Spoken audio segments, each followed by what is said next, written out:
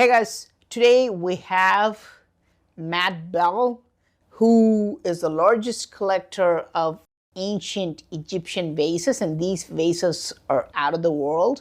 I'm going to show you this as clear evidence of ancient machining technology. Welcome, Matt. Thank you. It's great to be here. Great to be chatting with you today. Yeah, these things are crazy. yeah, like what's the deal with them? Can we pick one up? Like, which one is your favorite? I've got a lot of favorites for different reasons, but this is definitely one of them.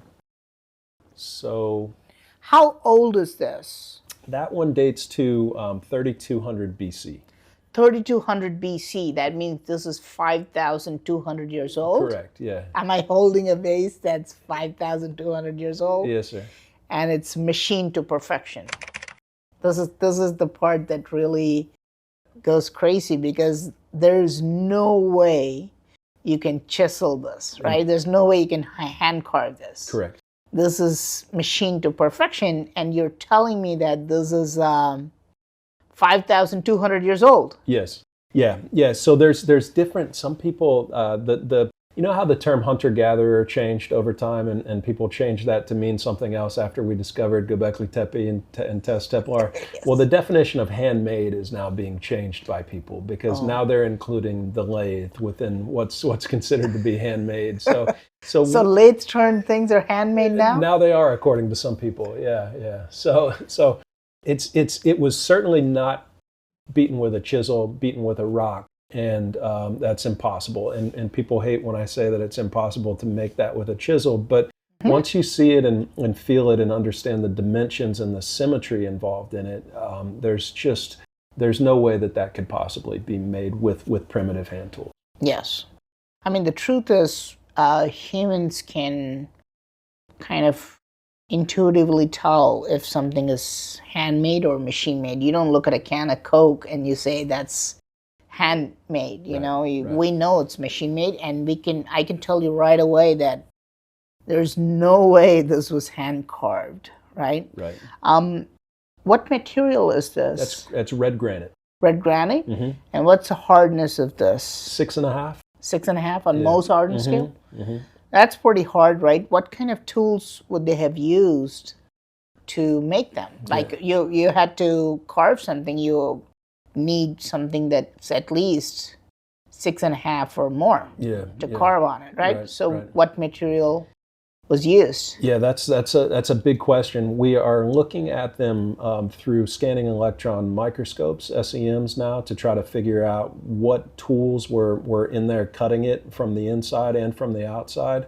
The traditional explanation is that they were flint chisels, and that they actually attached a rock, probably a flint rock, to a stick, and then just kind of twisted it with your hands on the inside to hollow out the inside. I mean, that's literally the explanation now for There's no way to do that. Impossible. Absolutely impossible. It would be impossible. Which once you see and you feel it and you look at it, it's clear that that's impossible. But that's actually still the way that is being explained today for the manufacture of these objects, and it's silly.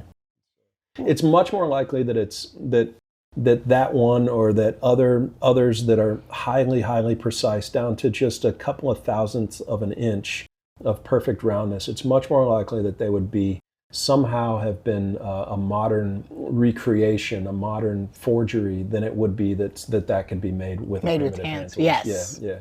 And I'm open to all possibilities on every one of these objects. I have archaeologists that have vouched for several of these. The provenance on many of them is just spectacular.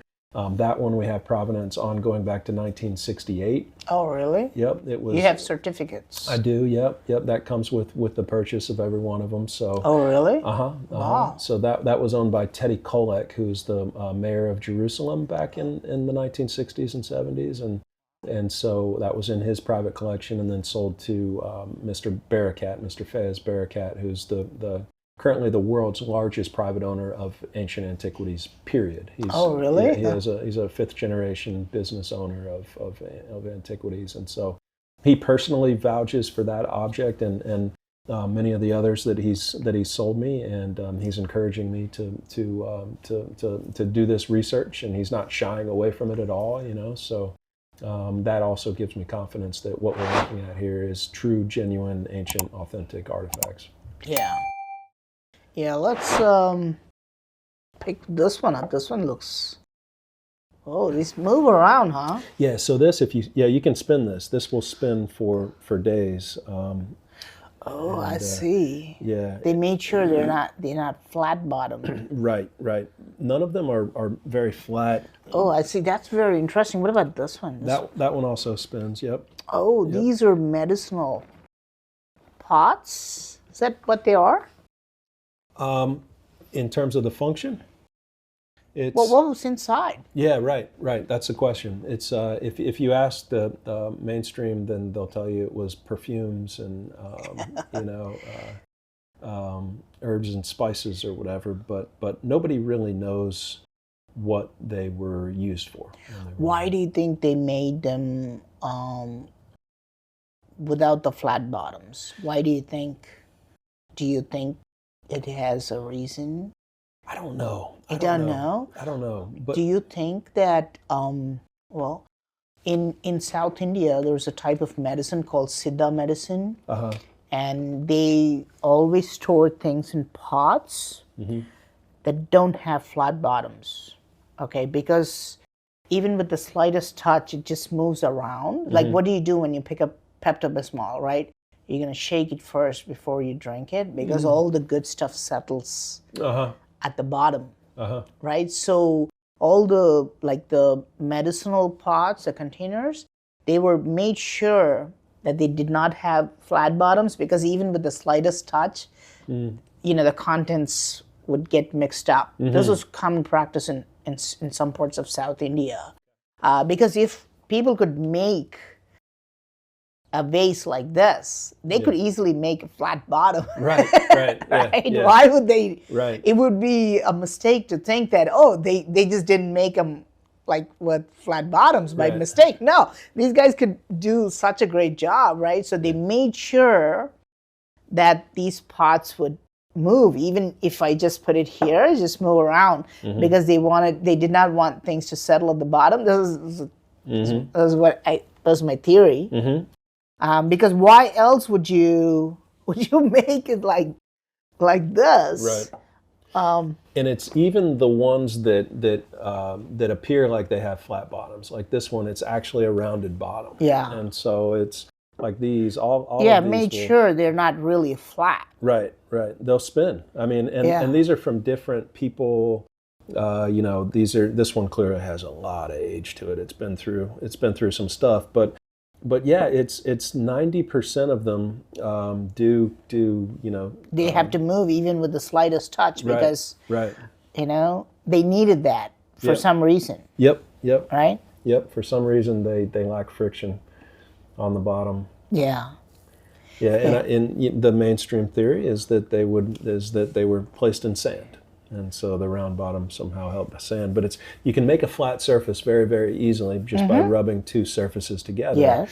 But to do this, it takes a lot more work to round off every one of the sides so that it's rounded. So it's interesting. It's a bit of a there's several mysteries with these things, and that one for me is still not completely understood. Why is there a lingam? Why? Right. Look at this, guys. Yeah. How old is this? That one, it's right about that same age. Yeah, about 3400 BC. Really? Yeah. 5,400 years ago, right? 5,400 years? Right. It's a crystal lingam. At least that would be my first reaction. But Matt will be like, no, this is a vase. A vial. A vial? They call it a vial. Yeah. Yeah. Yep, and it does have the two handles with the two holes. No, yeah, with the holes. Yeah. What could go inside this? What could have drilled it? No, like a rope or a string, I guess. You could put a string through this? Mm-hmm. Very small. How did they drill a hole like this? Beats me, man. And why risk breaking off that tiny little piece of material for a tiny little hole? Very dangerous. 5,400 years old, huh?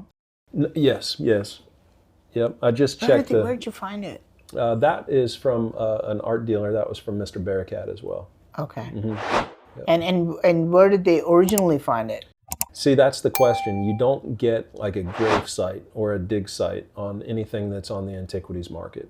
Okay. So anything. So what when you buy these, when you find them, and I stopped buying them this year. This is my. I'm pretty sure that this is my final. You collection. reached your limit. Yeah, unless you something think else. You do. Well, I feel like I have enough that I can learn about them now and share that information with people out there. There's enough. To go beyond this is kind of beating a dead horse. I feel like. I mean, there's enough here that I can research them and still continue to learn about them for a long time. Okay.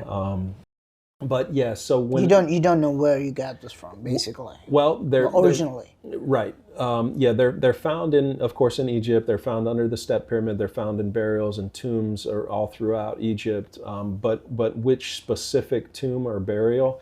You're never going to get that from anything that you get on the antiquities market unless you happen to know an archaeologist who was there on the dig. Usually, what happens is.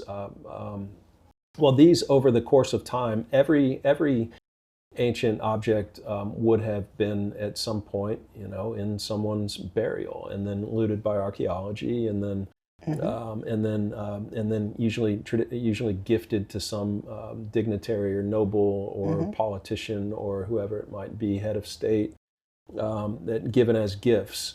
There were 40,000 of these objects, give or take, in the step pyramid of Dozier. In one pyramid. 40,000. 40,000 of them. A lot of them broken up into tiny little fragments, but the estimate was. How'd you know that? Do you have pictures of it? Yeah, there's pictures of it. Yeah, there's pictures of the inside of the step pyramid.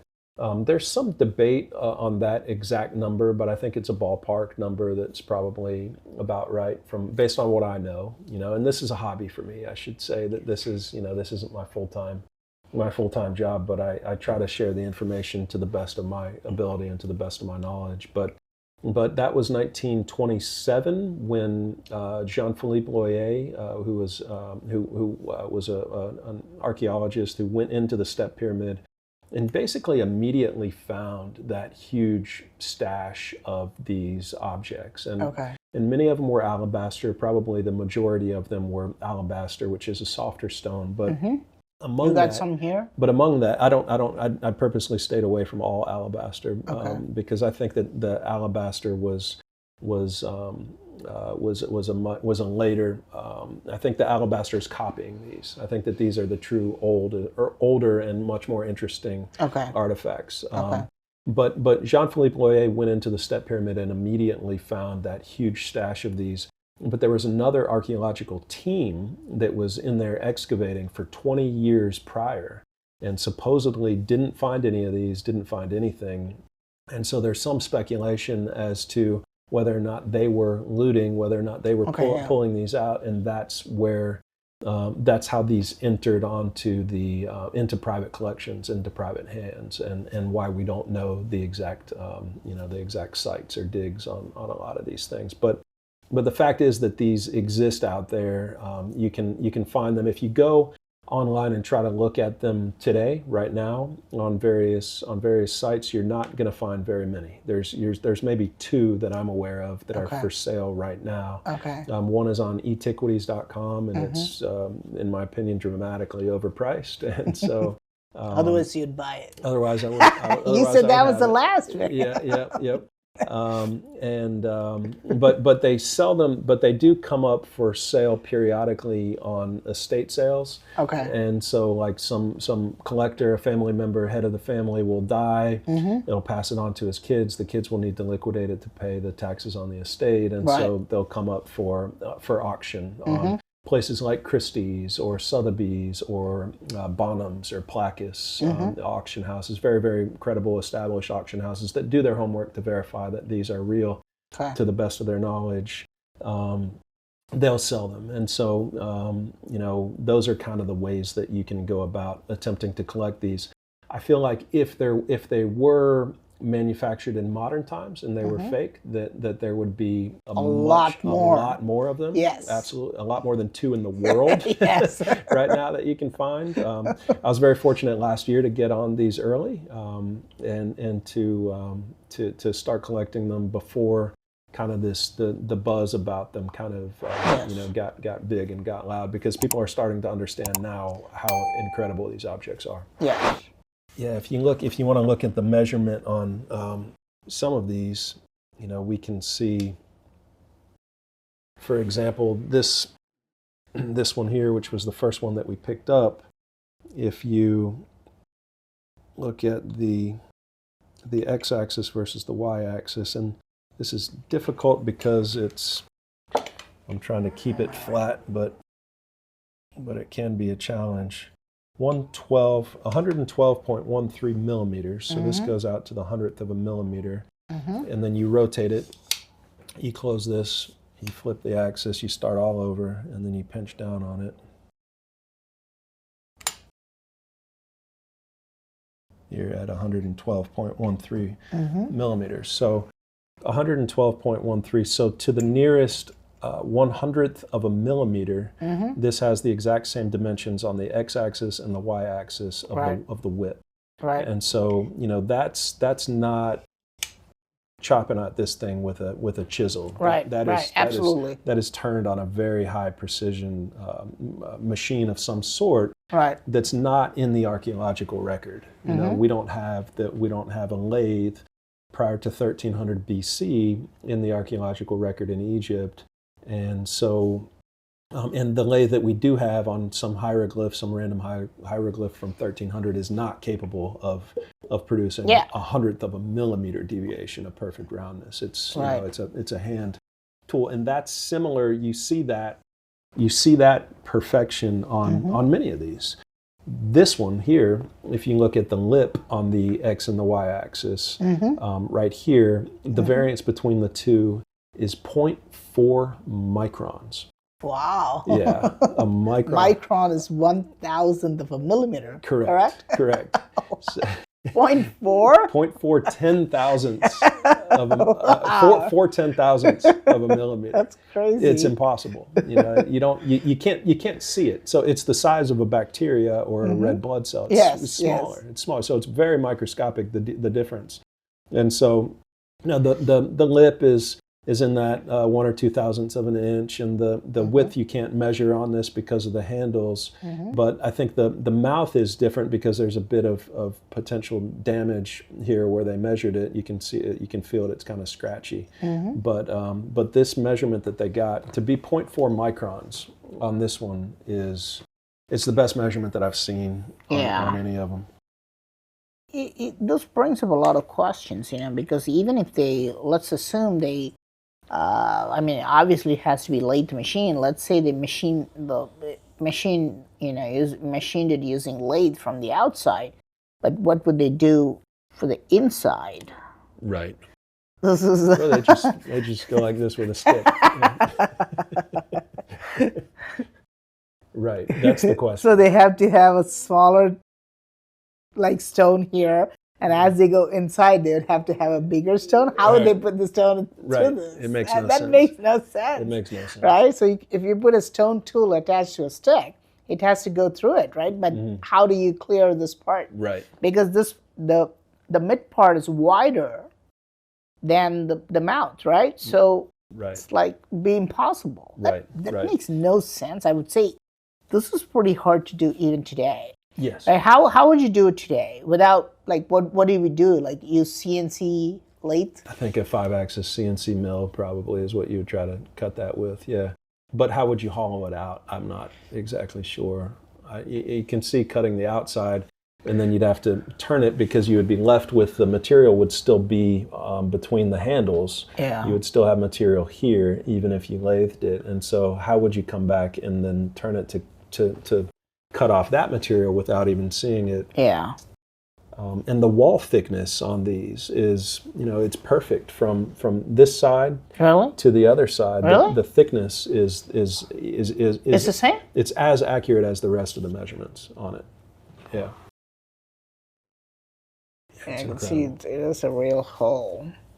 And I'm just trying to think what would be the purpose of this hole. Like everything has a hole. Like what? They just like putting a string and putting it on the suit. Like, I don't know.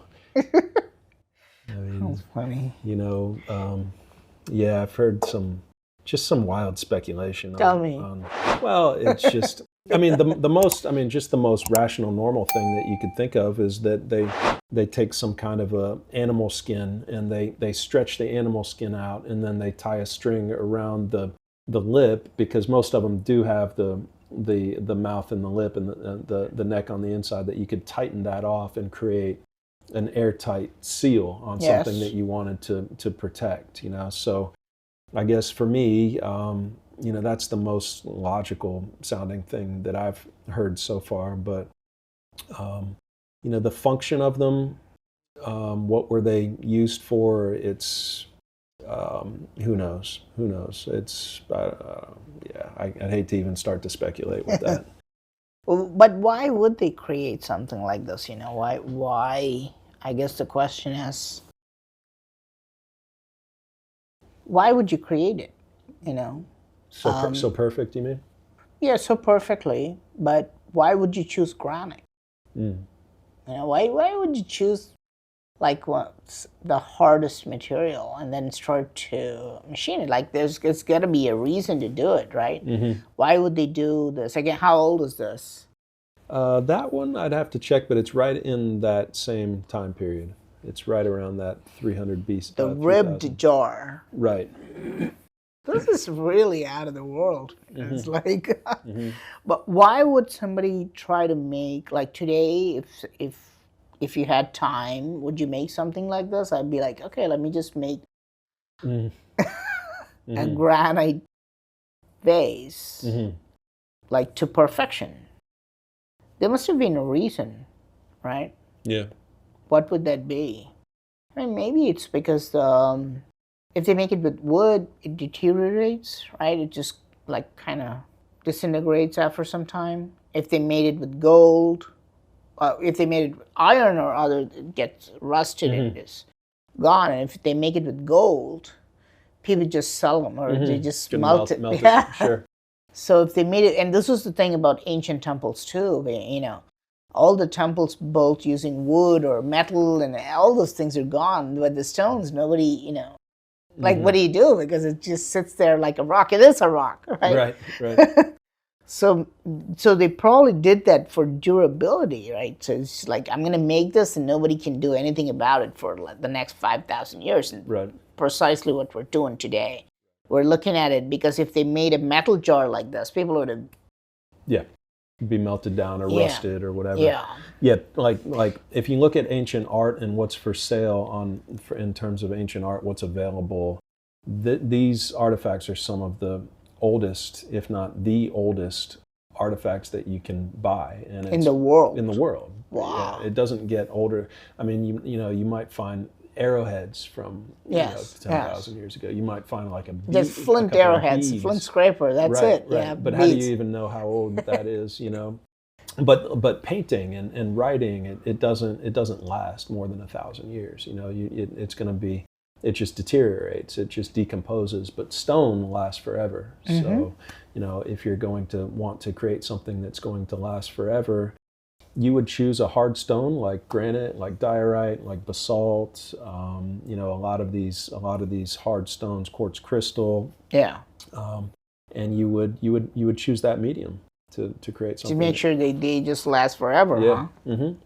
And it's so durable. You know, I mean So people think that, well, this is easy.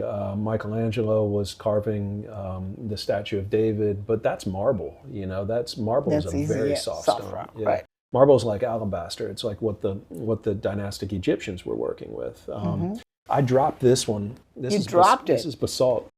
Oh. I dropped this one from about 4 feet the other day onto a solid wood floor. Nothing.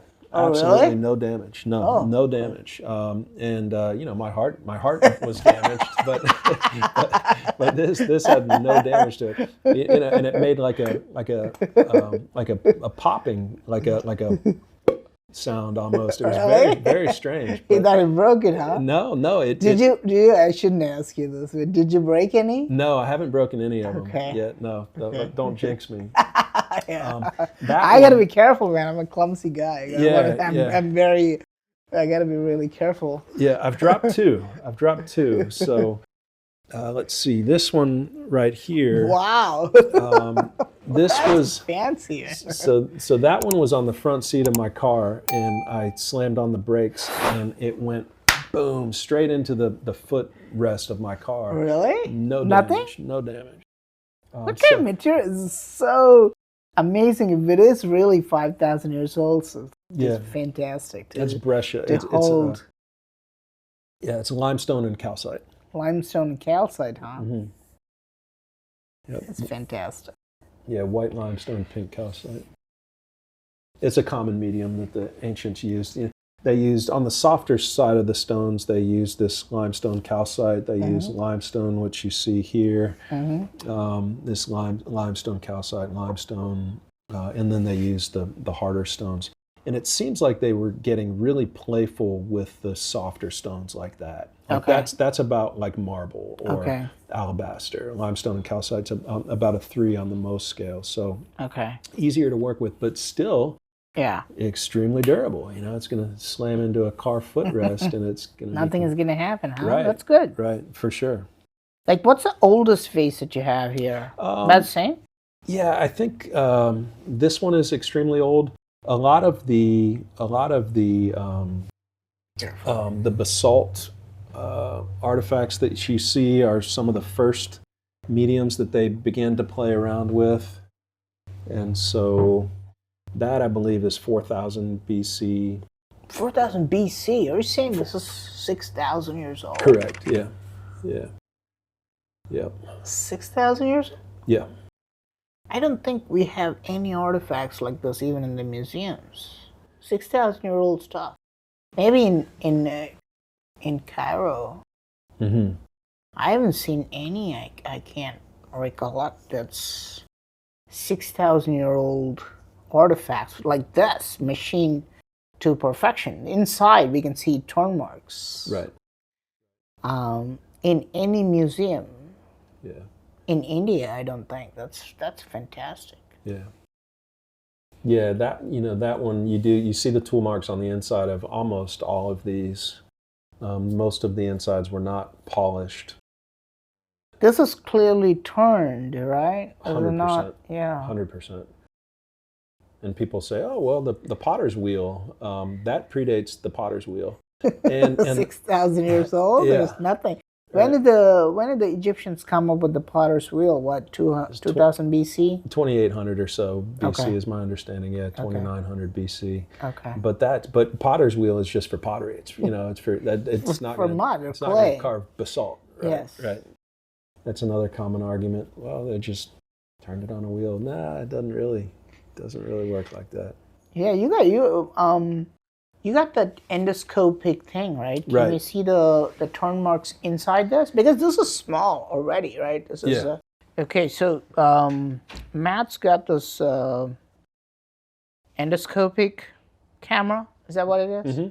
I'm gonna put this is like at the tip. There's not only a light, but there's also a camera, tiny little camera. So I'm gonna show you inside. And you can see the turn marks, guys. This is definitely turned in a lathe machine. You know, you don't see hand polishing. You don't see any polishing, even after the stuff. That's really good. That's really so fancy to see this. Yeah, I think that's good. So that one, I just confirmed on it. That one has a range of 4,000 BC to 3250 BC. Okay. So this has a date range that they gave. So and what is this one? Why is it looking like a rocket? Yeah, that one's pretty interesting. That one you'll probably want to use the inside camera as well. Oh, so it's upside down, huh? Yeah. And inside, what do we find? What we find on the inside is the remnants of the original core. So they drill a core to hollow out the inside, to drill a hole on the inside, and then they snap the core off. But on this one, the core didn't snap off at the very bottom. It snapped off with about a centimeter of Really? core left. Can I see? Yeah.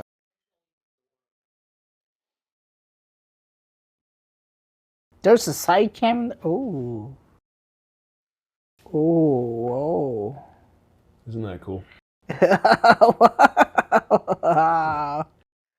That's pretty crazy. Yeah. Oh my God. That's amazing. Yeah. And nobody's ever been inside of this thing to see it before. Yeah, I bet, In right? history. Right. Yeah, because the mouth is so small. Right. And you can't, if I look through it, nothing is visible. But and those cameras are so helpful. Yep. It's like, so they're supposed to, what? They're supposed to drill all the way through and then snap the core off. Right. But because it's so small, they couldn't do it? Correct. Wow. That's pretty amazing, man. Yeah. Oh my God, this is fantastic. They did turn around it because it's almost like a cylinder, right? Right. Right. But they didn't snap off the core. Right. And they hollowed the walls, because that would have just been one solid drill hole, but then they widened the hole. Yeah. How wide is this? Is the inside, right? Is it like what's the width of this hole? Of the hole? Yeah. I'd have to check on the scan report. I can Okay. get you that number.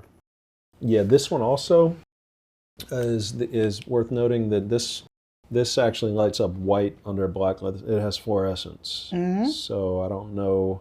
I was talking to Bob Grenier about this one and potential radioactivity involved on this one, or I don't know. It's just crazy speculation. But this one has granite. Red granite has been known to fluoresce, and I guess there's certain properties of it that allow it to turn white. But if you look at all the other ones, none of them turn white under a black light on the table at all. Mm-hmm. Zero. But this one, Oh wow! this one turns white. I see. Yeah. Yeah. So that's a pretty interesting feature of this guy as well. And I'm still not exactly 100% sure why. Mm-hmm. But that's cool. Yeah. I did realize by looking at this black light again, if you could flip that, Ryan, this one has been repaired at some point in time, Mm-hmm. and I'm not sure. Oh yeah. Yeah, you can see the. Yeah. So, it kind of speaks to how old this thing is, and Mm-hmm. I mean, nobody's gonna. Why would you repair a modern? Yeah, that's true. Why Yeah. would you repair a modern Right. thing? Yeah. Right? Yeah, but most of them are fully formed and have never been broken before. Okay. What about this one? Mm-hmm. Oh, you guys, that's finally that might be the real deal breaker. What is it? Gold? Yeah. The gold. Mm-hmm. How did they? Oh wow! So they must have put glue underneath. I am unsure. I'm unsure of the process. Yeah, I don't know. There's a couple Because of them that have.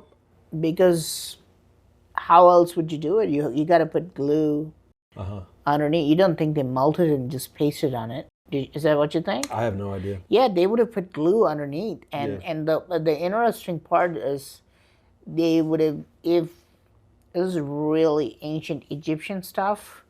What did Egyptians use? Bones and hides. Glue made from bones and hides, right? And then, or even plant-based glue. Mm-hmm. But that's organic. Mm-hmm. And if you get a trace of the glue, you can actually date this. Mm-hmm. Mm-hmm. That's the that's the real deal, right? So you can actually date that organic material, because I would say, and that's what I would do today if I have to glue metal to a stone vase, I would just, put glue on top of the vase and just attach it. Right. And you take this apart. I mean, I don't know what you can do, but if you find Gorilla Glue, that's fake. Yeah. Right. That would be a problem. If you find traces of Gorilla Glue, man, that's Right. you call that guy. Right. Who told you? Yeah, call him back. But yeah, that will be your that's a way to really find out how it could even be older. Yeah. Right? It can even be like 20,000 years old. Right. But if you get the traces from that glue, then you'll really find out how. Well, yeah, I know that there has been speculation that the gold was added in either in modern times. I've heard that people who have gotten a hold of these have tried to add gold a couple of times in order to increase the value of them. Oh, I see. But but that may or may not be true for each of the individual. It may or may not be true for any specific artifact. There is gold on artifacts that exist within the Cairo Museum, for example, and so it looks very similar to that. So where you would have provenance that is indisputable, you've got an object that looks almost exactly like, very similar to that, and it does have gold on it. So yeah, that would be a great test to do eventually. Yeah. On those, I would love to see it done with ones from a museum, but I'll probably get around to that at some point as well. And those are both extraordinarily precise. Okay. Yeah. There's gold too, huh? It is, yeah. That's what the certificate says. Again, I haven't tested it, but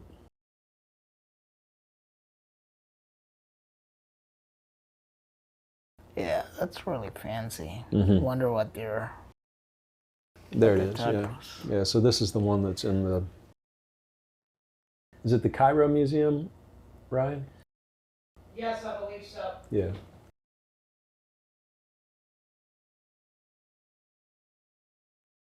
Yeah, and look at how perfectly round. You don't get that with a chisel. Yeah, I'm definitely not a chisel. I don't. No. Yeah. Beautiful. Yeah, it's really just, and inside.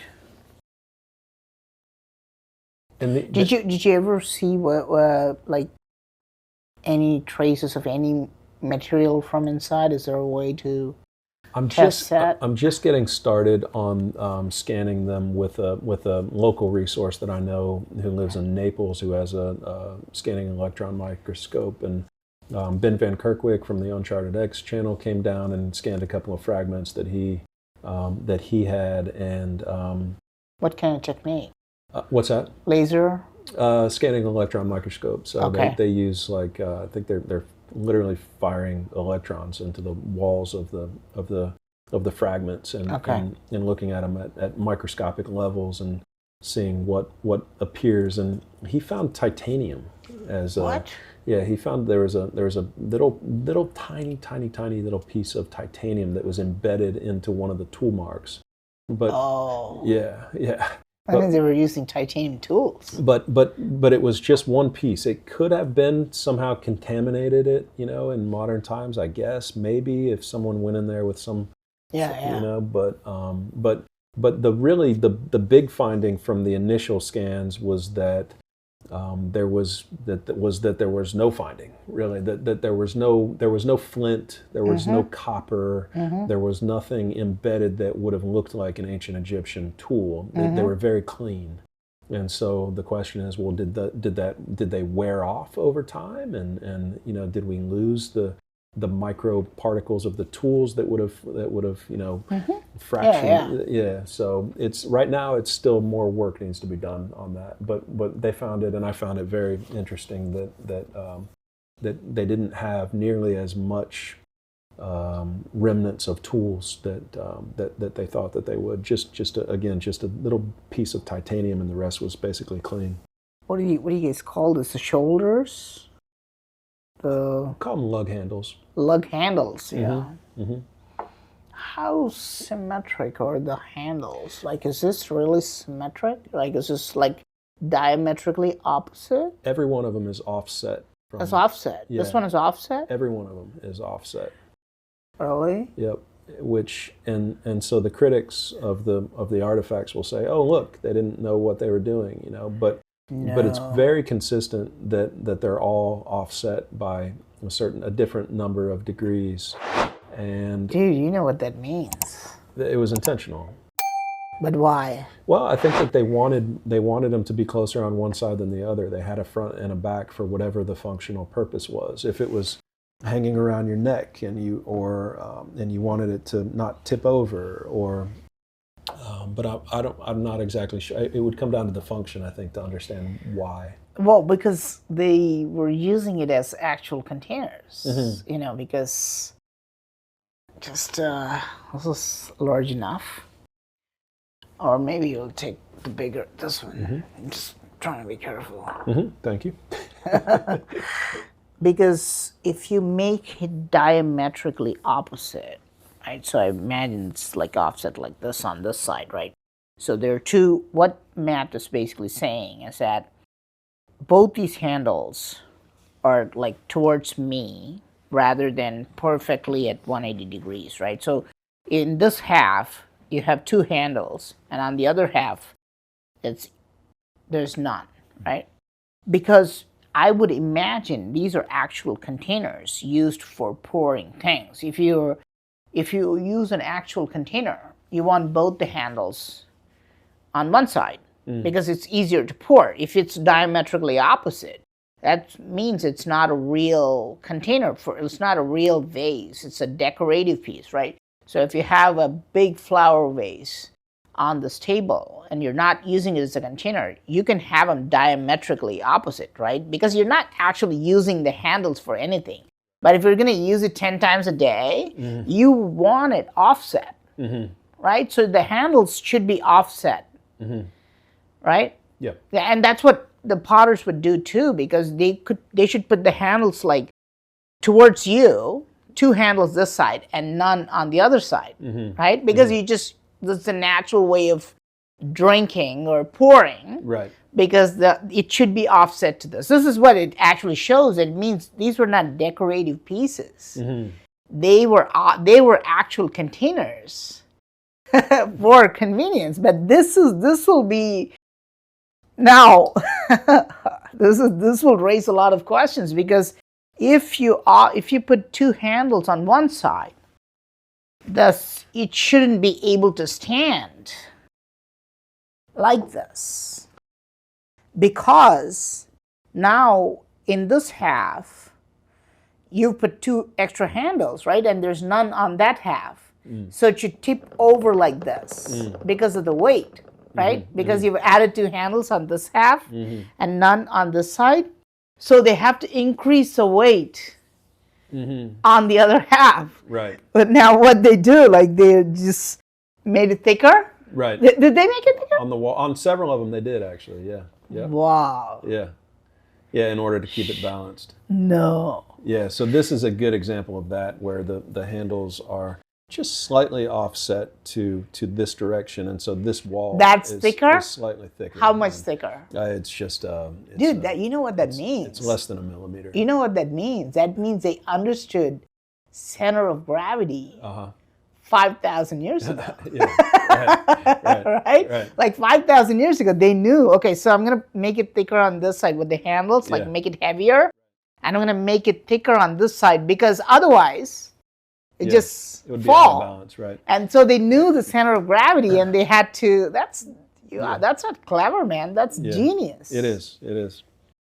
Yeah. If you draw a line directly through the center, you'll find that if you take this handle and you have a line that goes directly through the center, you'll find that it comes out somewhere around here on this side. Yes. So you'll get. Half of this one will be on this side, and then maybe a third of this one will be on this side. And so you'll need that wall to be a little bit thinner on this side in order for it to bounce, and in order for it to sit perfectly upright. Otherwise, it's going to be tilted in one direction or the other. And this will create problems if you pour something because just start tipping over, right? Because right. And wow. it may have been the way that they achieved the balance in them to begin with. You know, I mean, it may, if you had the two handles directly opposite each other, then you know you're never really going to find that balance point with a rounded bottom. Yeah, yeah. So, yeah, it makes sense that that would for sure be intentional in my mind as well. This is another interesting example where it has the two holes, but they're both right next to each other. And so it's like, well, the two holes are important. That doesn't even make any sense. Yeah. What is your idea of things like this? Like, what do you think about the two holes?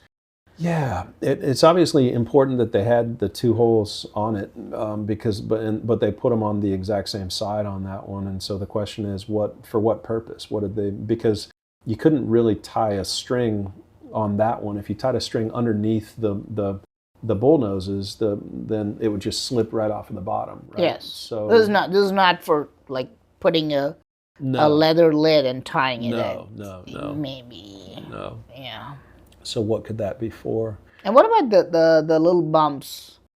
Yeah. Just for holding? Well, that would have existed on all of these, you know. It would have been, all of those little bumps would have been existed on all of these. That's when you turn it on the lathe, you're left with not only the handles, but the handles would have gone all the way around, and then you cut them off. So on that one, they just cut between as opposed to taking all of them out. Did you ever put it in water? I put several of them in water. Did you put this? This is the lamp. Yeah. Yep. This is a floating lamp. Yeah. Did you?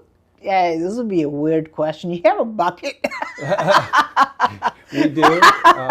You want to put this in water, man, and see if this one will float? I have done that one, but it doesn't, and it's got these holes in it. Oh, okay. It has some damage to it right there. You don't think this one floats? That one. You got some floating ones? I do, yeah. I do. Several of these back here float. Really? Yeah. Mm-hmm. Dude, I'm like a... I haven't kid in a candy store, man. It's like, it's fancy. Yeah. Most of them sink. That one? Most of them, absolutely, yeah. Dude, you know what this is? This one floats? That one does. So three of these float. It's these two, and I believe that one. Yeah. So both of these would.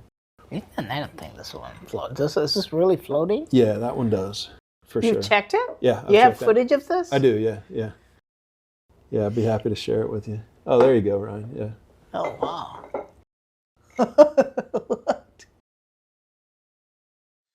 Ooh, did you ever fill it with something and then see if it floats? Oh, it does not if you fill it. No, it'll sink if there's water in it. You guys should try this, man. See, this is what I think it is because, oh, wow. That's not a coincidence that it floats. Yeah. They were designed to float.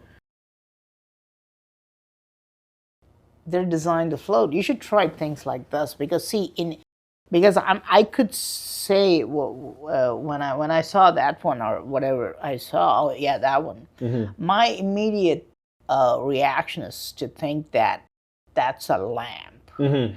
Mm-hmm. Okay, because in India there's a festival called Kartika Purnima. There's a famous festival called Kartika Purnima. On that day, all the women will go to like a lake or a pond, or I fully imagine, Egyptians in Nile River, mm-hmm. taking something like this and lighting. It's a lamp. They pour some oil in it, and then they have a wick, and they light it up, and they would just leave it in the water, and the lamp floats away. Mm-hmm. This is a very popular thing. It's not only found in India. It's also found in China. People just use those floating lamps. Okay.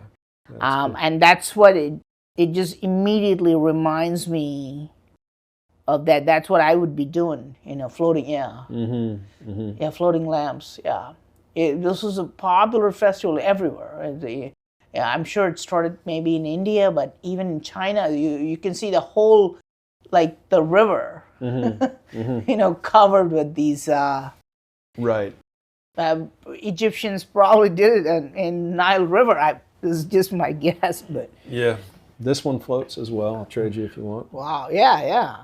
I would say, this is a typical thing, man. Like, fill it with a little bit of oil, put a wick, put like maybe 5 wicks around, light them up, leave it in the water, and just watch it float away.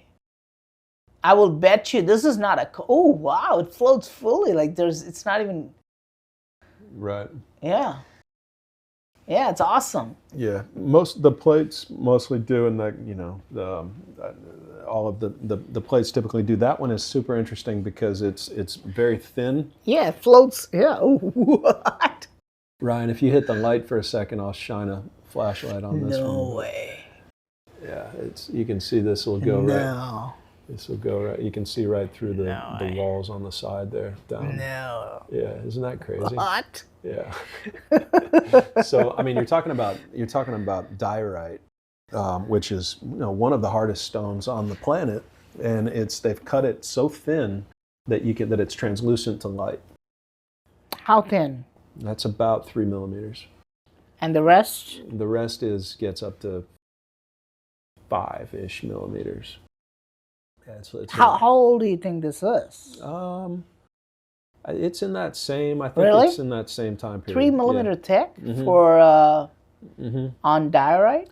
On diorite, yeah. That would be impossible to make. Not to by turn, hand. Not by hand. turn. Oh, yeah, wow. nobody's making them by hand. Dude, this is a lamp. If this is a lamp, this is a fancy lamp, man, because the light would pass through. Right. Make it even more. Right. Make it even more interesting. This is amazing. Yeah. But yeah, to take a rock and then start shaving it so thin, like 3 millimeters thick, to make sure to turn opaque rock into translucent piece, that would be right. That is very advanced, man. It is. I've seen like lots of things in India. You can make like tiny 1 millimeter holes and stuff, but that's very advanced. That to literally have light pass through. Yeah. That's fantastic. And I think this is not floating by coincidence. Right. This is not a coincidence. Is this the only one that's translucent? You got more. I've got another. Let me show it to you. You'll have to be careful with this one. This one is fragile, so it's absolutely beautiful. This one is translucent, huh? It's translucent and fragile. Yes, sir. Yeah. Ryan, if you hit those lights again, I'll...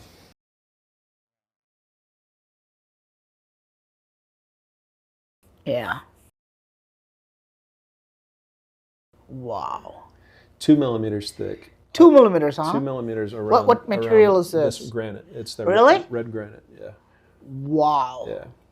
2 millimeters up to 4 millimeters thick, and it's very, very symmetric. The wall thickness around all the edges is very symmetric. Ryan, you might be able to pull up that. In addition to the lights, you might be able to pull that surface deviation report on this one, so that we can show the evidence for advanced lathe use on this artifact. Yeah.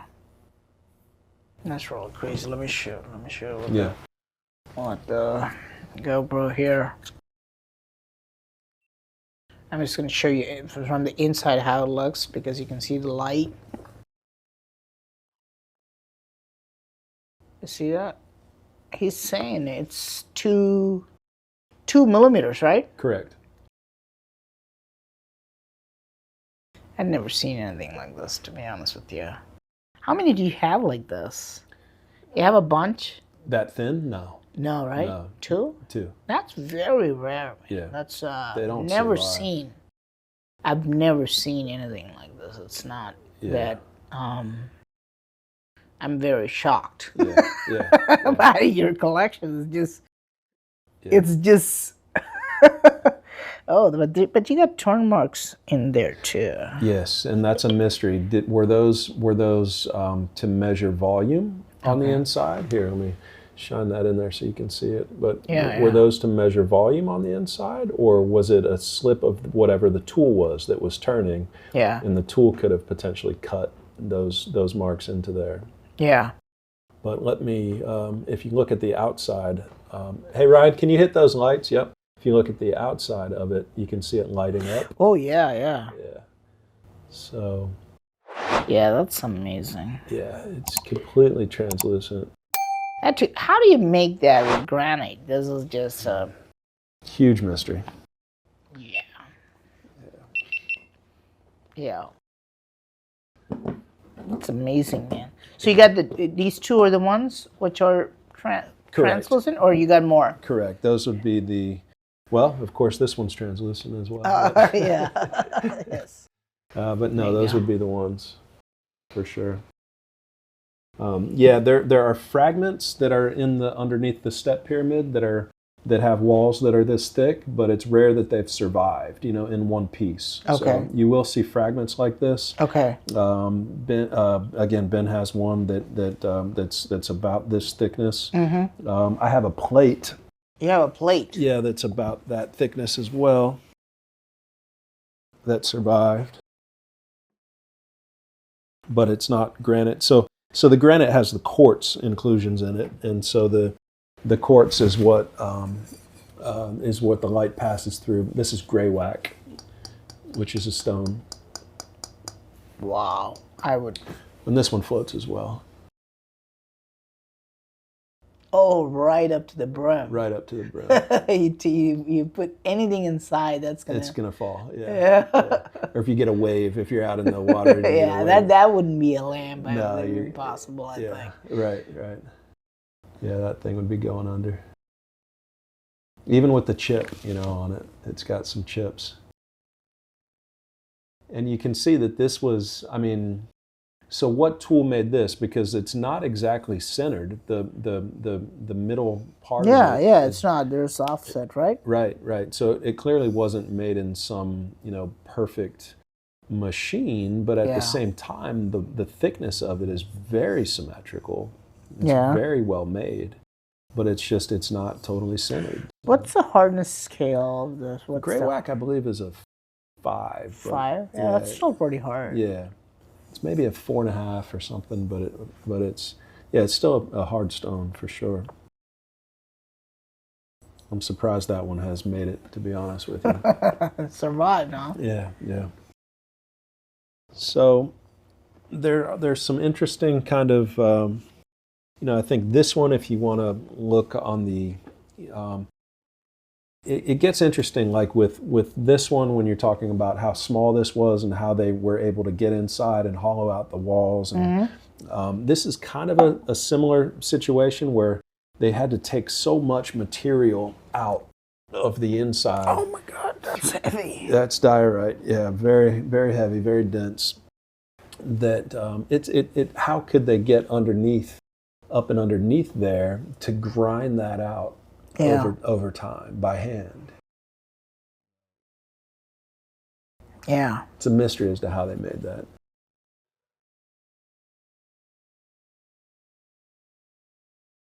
Yeah.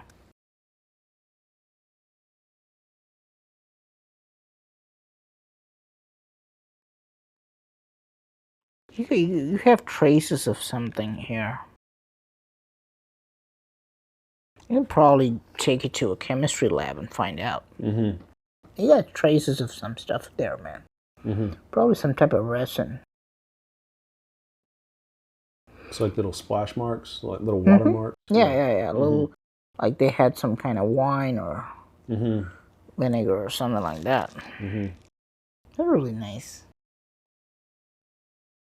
I would say this is I couldn't find any tool marks, like real turn marks inside though. It looks almost like either they did it and then they started to polish it, or that's very interesting. Very heavy too. Yeah.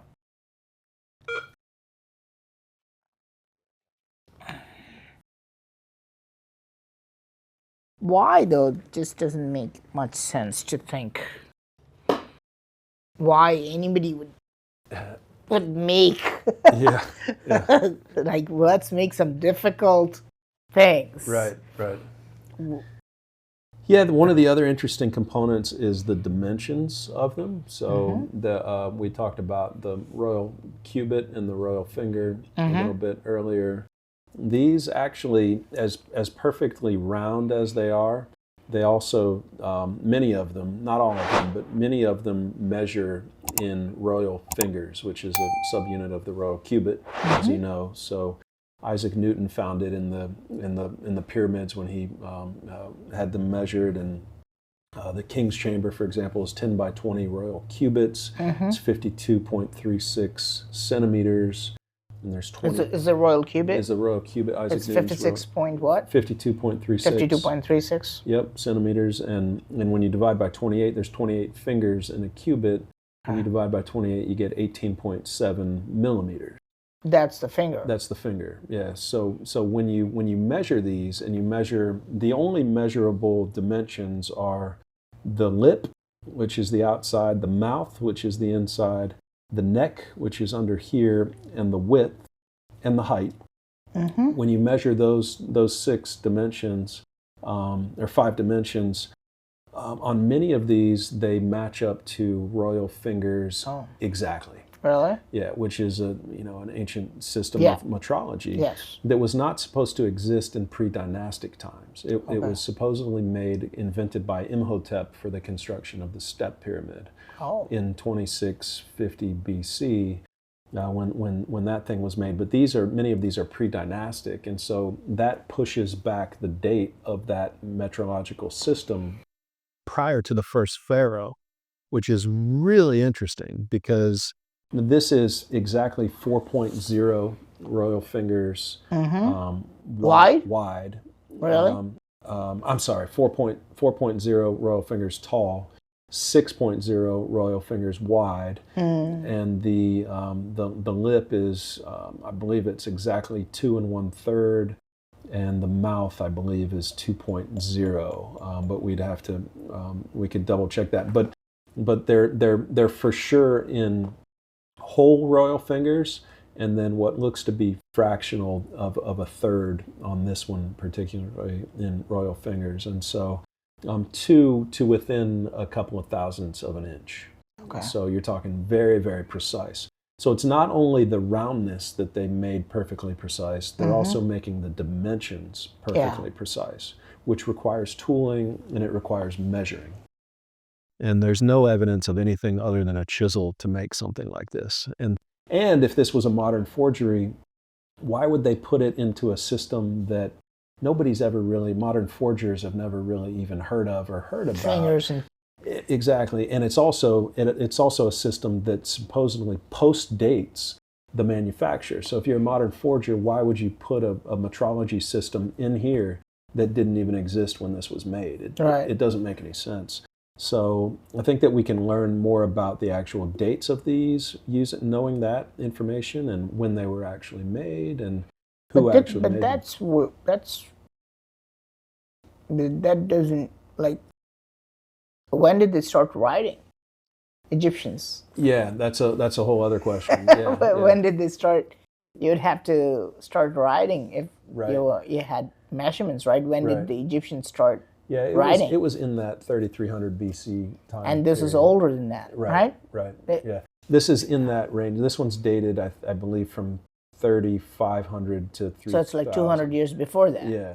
So 200 years before they start writing, but they could use fingers? Right, exactly. Right, yeah, it's interesting. So they were using fingers way before that. It seems to be the case. Yeah, it seems to be the case. Now, the date range on this is 3500 to 3000 BC, so it could be that this was made in 3200. Okay. You know, it could very well be.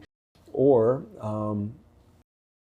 so there's different possibilities, but yeah, writing is, I believe, about 3400 in Sumerian and in ancient Egypt. That's about my understanding of when that began. But to be able to measure down to 1,000th of an inch after you've just invented writing, I mean, and you've created this metrological system just like that, yeah, it doesn't quite sound right. You know, there's something that we don't understand about our ancient ancestors, that they were capable of much more than we give them credit for. They'll just probably find more evidence of writing Yeah, that existed way before. sure. In another like 50 years, they'll be like, oh, now the Egyptians started writing 5,000, 10,000 years ago. That's Right. what will happen, I'm sure. Yeah. What about the volume? Did you measure the volume? I've measured the volume on several of them. You have? Yeah. Oh, yeah, okay. Yep. Does that also match with the ancient Egyptian units? It does. On a few of them, it does. Yeah, Oh, really? Yeah. On some of them, it doesn't seem to be highly correlated. There doesn't seem to be much of a match. But on others, it does. And so this one is 1/16th of a hecate. Okay. Yeah, exactly. Exactly. Exactly 1/16th of a Wow, hecate. that's pretty good evidence. It is. Yeah. It is. Yeah. Yeah. The thin-walled one that I showed you, that's 2 millimeters thick, it's 1/8 of a hecate. Really? Exactly. So it's exactly twice the volume of this one, which is pretty interesting. Oh, that's pretty good. Yeah.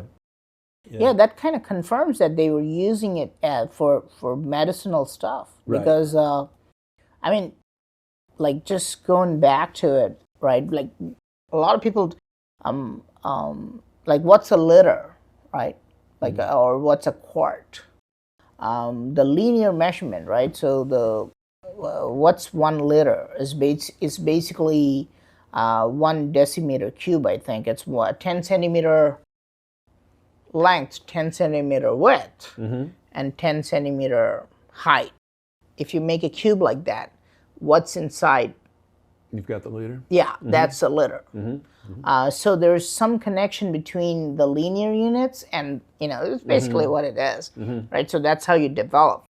So if I come to you and I say, okay, give me a liter of, water, I'll give you $1. That's how it works, right? So this proves that they were actually using it for something specific, right? If it's like, they'd be like, okay, I give you 2 coins for like 1/16th of a hecate, right? Because so they were using, it could literally be like, give me like cough medicine for like, Barter 1/16. trade. Yeah, I give you a coin for 1/16th of a hecate or whatever.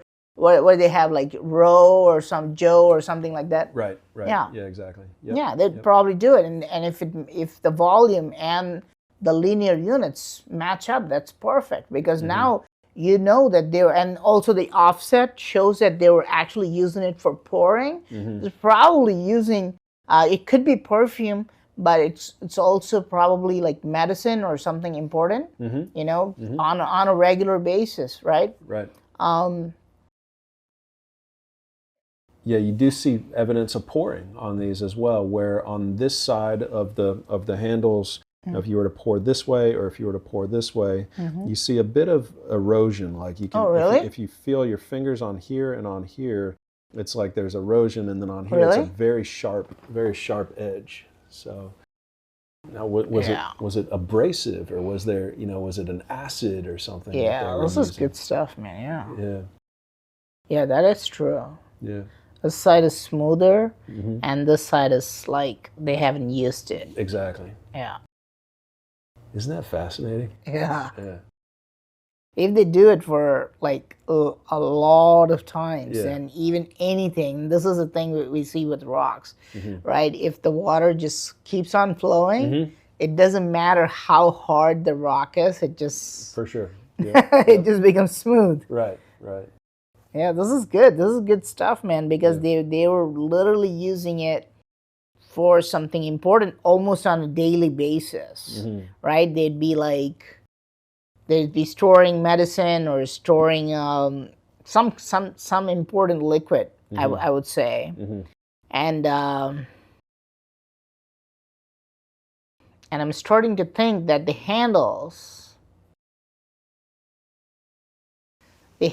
are put 2 strings inside, tie it to the ceiling. So they're kind of floating, right? They're hanging, right? Why? Because this is just a theory. Yeah.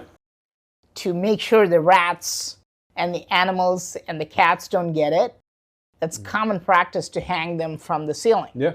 And that's, there could be another, the holes, you know, makes me think that they're just putting strings on them and tying them to the ceiling. Maybe just a weird guess, I guess. Could very well be. Yeah. Yeah. Yeah, there's some interesting ones. This one has the Eye of Horus carved into it. So, you know, the Rishat structure. So, Egyptian, which you could only, that was a very famous, obviously, symbol for the ancient people, but someone somehow carved into a 7 on the Mohs hardness scale. They carved the Eye of Horus into it. Yeah. Oh, this one's good. Yeah. So somebody carved the Illuminati symbol there, is what you're saying? Right, pretty much, yeah. Yeah.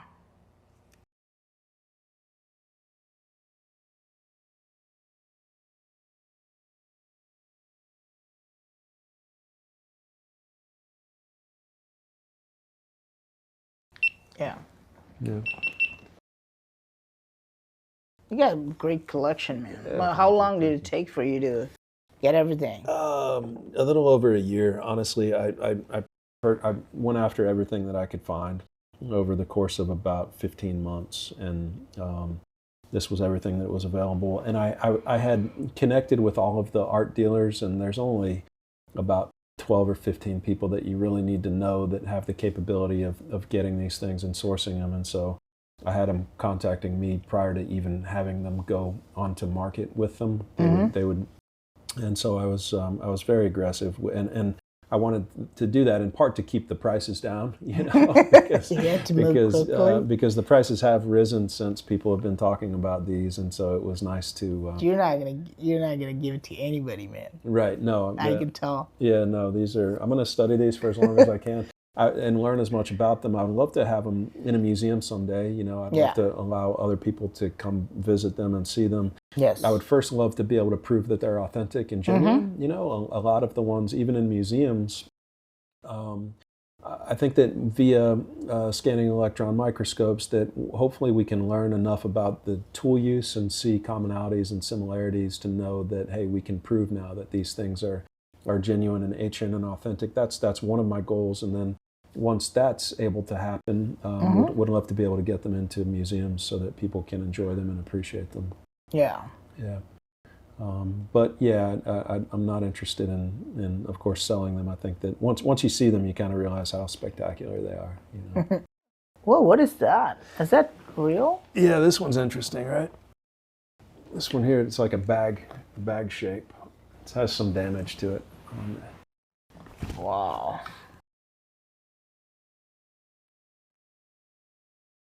Oh, there's a hole. Wow.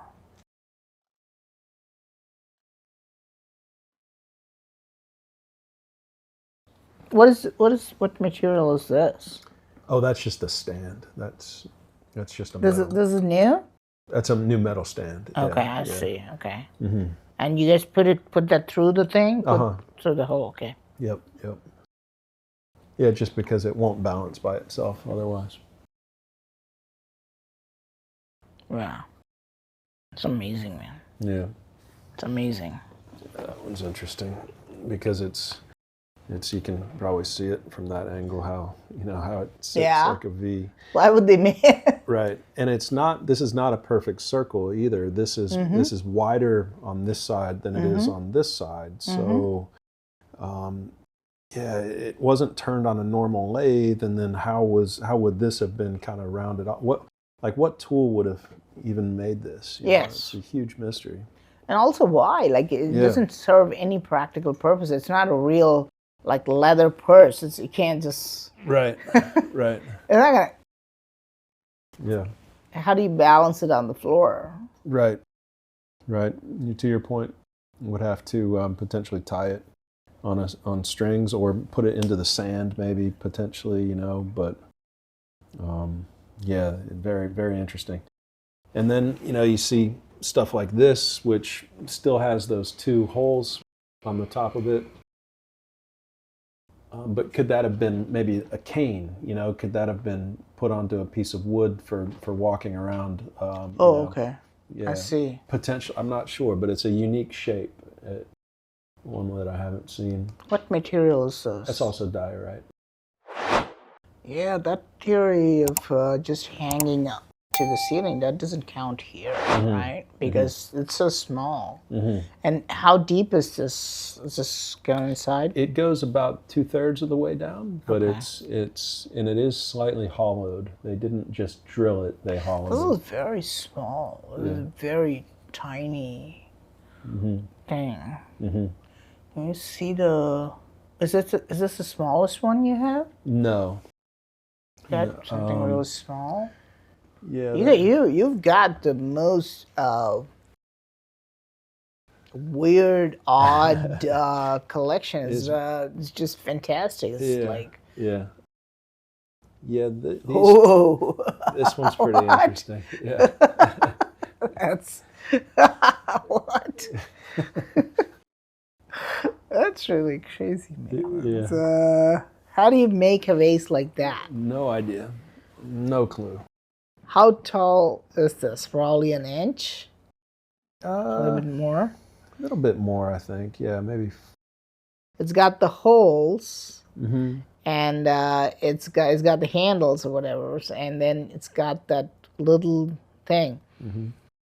Have you measured the volume in it? I have. It's just such a small volume. It's like 12 row or something like that, I think is what that one was. If I'm remembering right, it's very small. Okay. Very small. But one thing we didn't mention is that all of these are one solid piece of rock. And Yes. So it's not, the handles were not added later. The handles are a piece of the actual stone. And so that one, for example, you know, how do you get those handles like that on this one without damaging or breaking them off? Yeah. And, you know, it's incredible. And you can see how smooth this is too. I haven't seen a stone base. Yeah. And internal, is that just a cylinder Yes. inside, or is it? I believe that one is Okay. just a cylinder. Okay.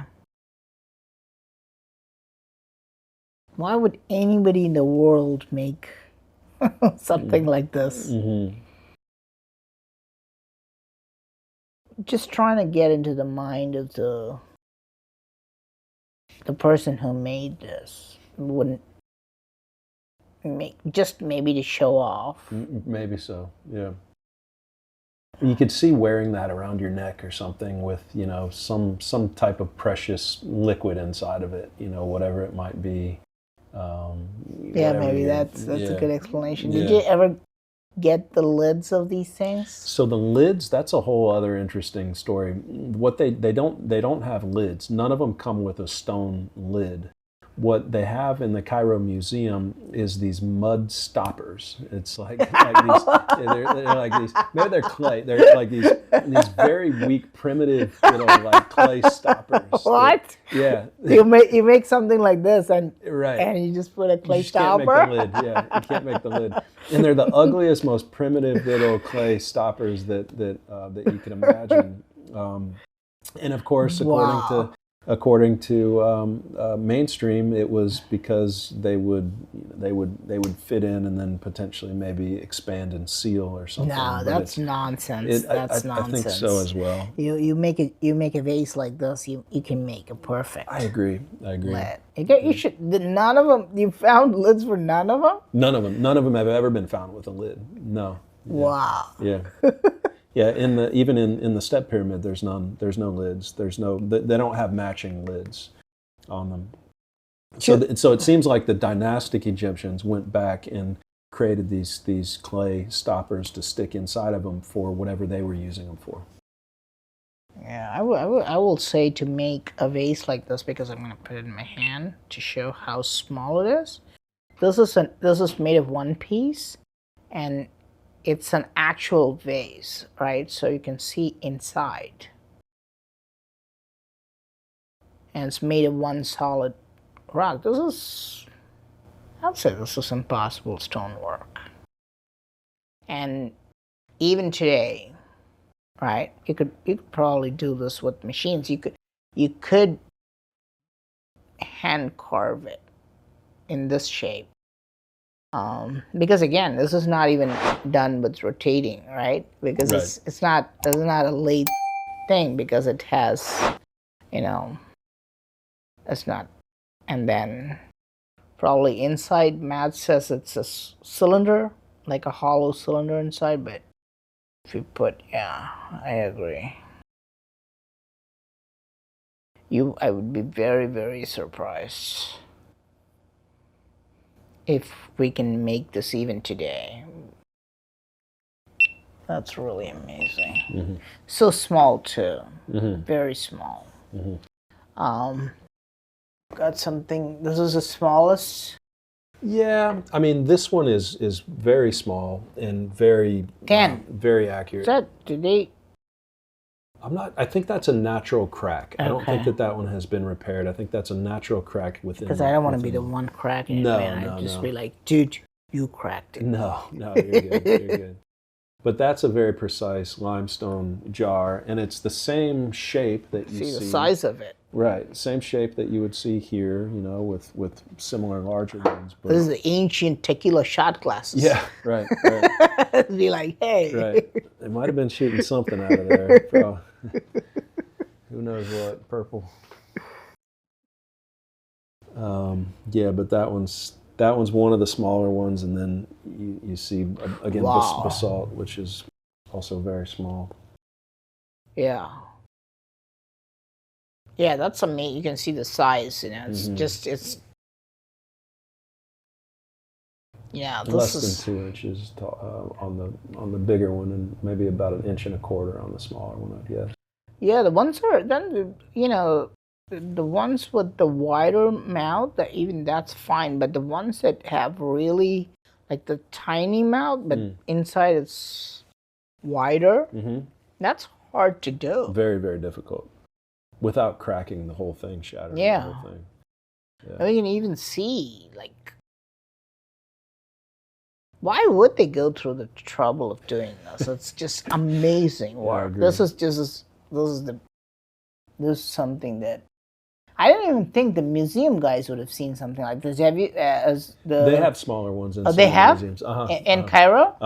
Oh, good. Yeah. What are they saying? Very. Are they saying that they used Chisels. No, Chisels. no way.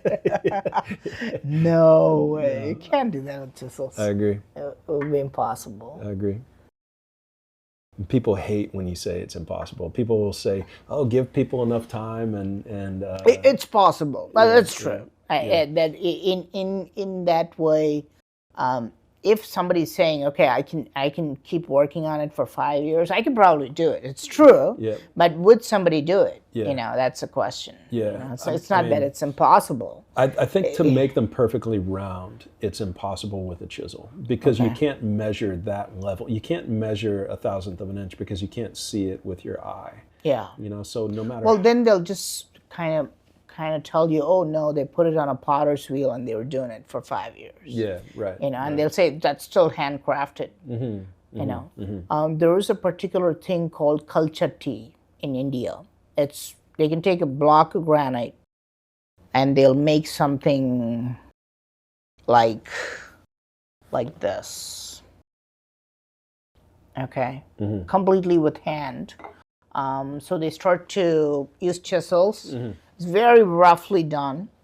And then after they do the primitive chiseling from the outside and inside, they'll start to make it look like a pot. Okay. And they'll then put it on a potter's wheel and they'll keep on polishing it. It won't be perfect. It won't look like this, for example, but it'll still look pretty decent. You could make it with hand, but you can, like humans can tell the difference whether it's chiseled. Yeah, you could do something like that actually.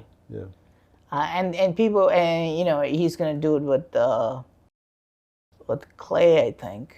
You're right. That's clay. Yeah. Yeah. And I've seen people do it with hard rocks too, but it's not gonna. It won't look perfect, but Right, you can right. still. And this is literally how they do the pots today. yeah.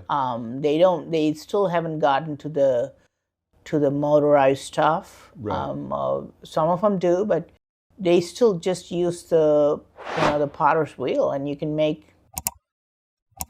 Sure, but again, these predate the potter's wheel. Yeah. These go back before the potter's wheel. Yeah. And you can't turn these. You can't turn stone like this. Yeah. And pottery, sure, you can do that all day with clay, but Yeah. not with granite. Yeah. Not with diorite. Yeah. So there's that's why the explanation is chisels, because they predate the potter's wheel and they predate the lathe. But Yeah. you can't make You these can't with make chisels. them with chisels. No. I would say that's impossible. Right. That would be pseudoscience. Yes, that is pseudoscience. And that's exactly what they'll say. Yeah. If they say it's okay. Right. Yeah. If archaeologists say this. Right. Have you given it to archaeologists? For them to take a look? I've not shown it to an archaeologist yet. I've not shown these. No. I'm sure at some point we will. Now, a few have opined, but none have seen them in person. And so that's when you get the online people that are attempting to speak for all of archaeology, and they've never seen one of these, and they've never handled one of these. They're just talking about chisels. It's just, you feel bad for them, because they really just Yes. until you really see them in person, you just don't get it. Yeah. It's amazing, man. What you have here, like your whole collection, is really unique. It's fantastic. Yeah, every piece looks really fascinating. To make things like this, and to carve the inside, it's pretty fancy. Yeah. And it just makes us wonder, like, what the heck were they doing? Right. What the heck? Right. What were they thinking, right? Exactly. And if it's true, if Joseph had 40,000, you said? Yeah. You said 40,000. You're right. 40,000 vases made like this. That's remarkable. That means they had they were mass manufacturing. Yeah, vases. or he collected all of them, and and they were made over hundreds of years and potentially over 1,000 years, and he just collected every one that he could and buried himself with them. Why? He's taking them. He took them and buried himself. Yeah, he wanted. He's taking them to the other world. Exactly. Yeah. You find people in grave sites that are buried with one or two, and a bunch of clay, but it was. People would bury themselves. So as a pharaoh, you're going to want to have all of them, and that's what he did with them. He took all of them that he could find, and then you don't see them made after that time period, really. Okay. There's some debate about this, but you don't see the hard stone artifacts from my perspective, from my understanding.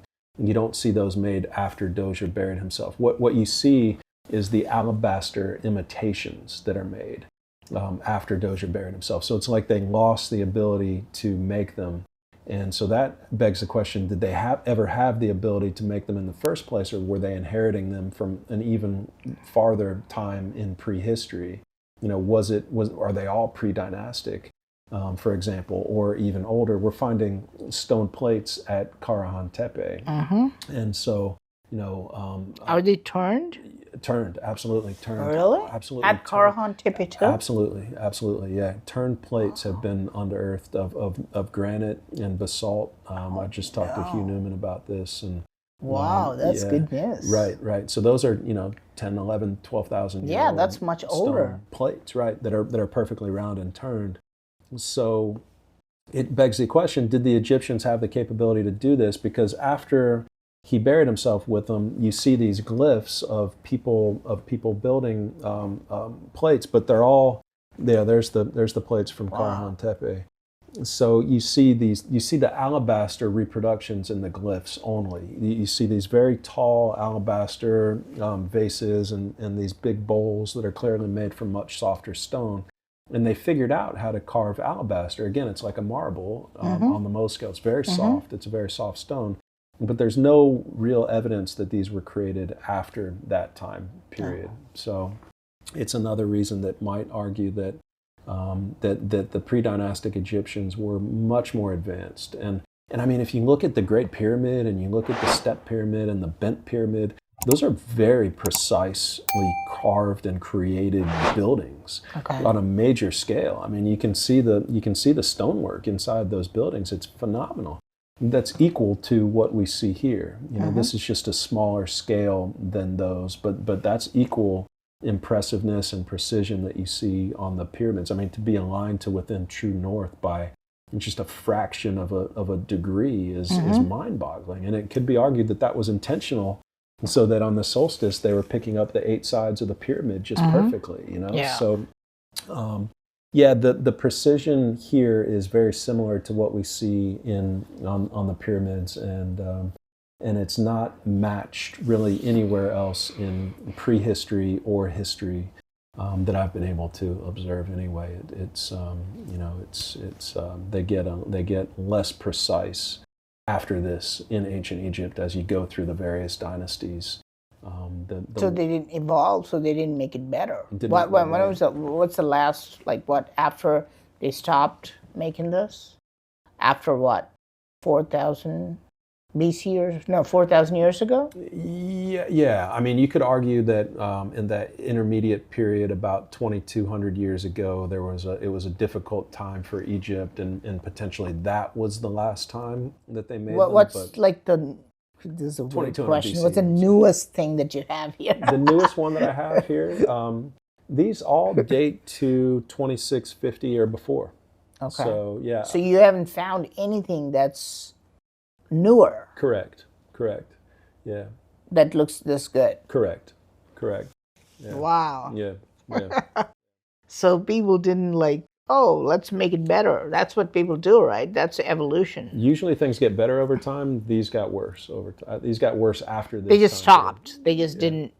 They didn't know how to make them. Well, they tried with alabaster, but they were they're ugly. They're not precise. They're wobbly. They're not perfect circles. You can tell that they were wobbling around on some sort of a turning device, but it wasn't accurate. They weren't precise. Yeah. What is your theory? How did they do it? Who did it? Right? How? Right. I think that there's several possibilities for who and how and with what and when. And for me, I mean, probably the most likely scenario is that we're right in that they're primarily pre-dynastic, but that the pre-dynastic people were much more advanced than we give them credit for, that they were capable of much more impressive things all the way to that time of Dozier. And if the pyramids really are, if they really were built when historians tell us that they were built, then that civilization is the same people that were making these, and that they're responsible for some incredible precision, and that we just don't have the tools in the archaeological record that they were using.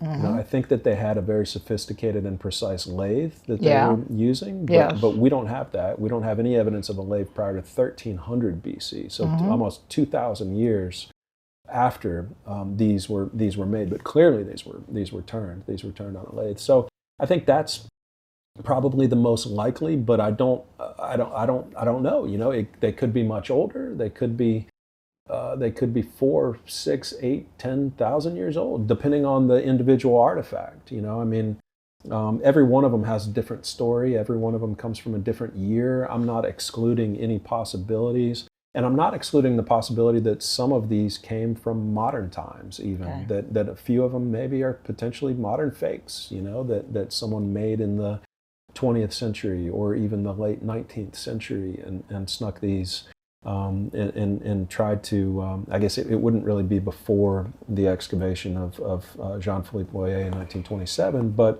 once those came out and people started to see these, maybe they made a few of these in the 1930s and those leaked out onto the art market.